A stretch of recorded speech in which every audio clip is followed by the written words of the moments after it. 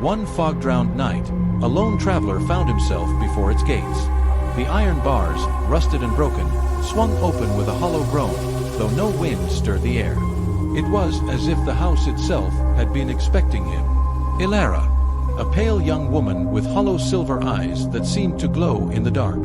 Her waist-length black hair hung heavy and wet, dripping as though she had just risen from water.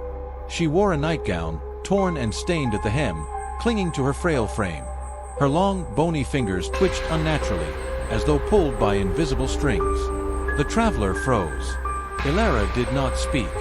She only glided downward, soundless, each step leaving a faint wet mark behind her. And then the front door slammed shut with a deafening crack. The house had claimed him. Candles lit one by one, shadows stretching into shapes that did not belong.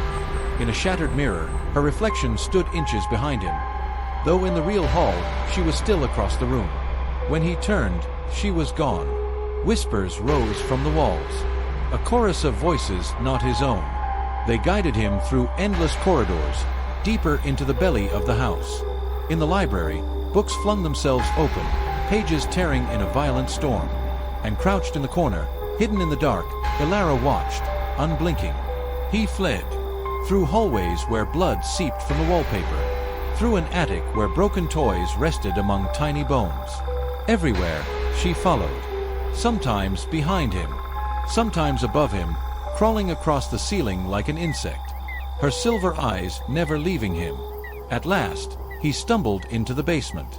But what he found there was worse.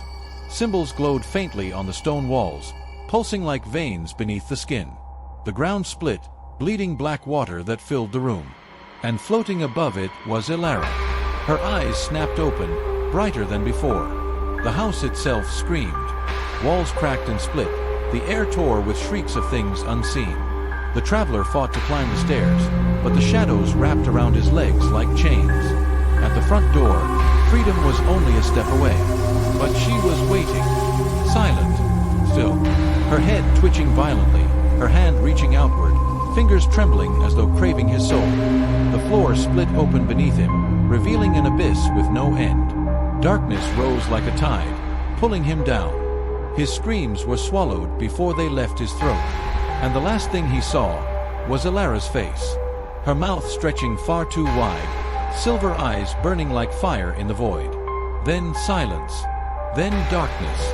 The house stood quiet once more, patient, watchful, waiting for the next traveler to step through its gates. Because once Elara sees you, you will never leave.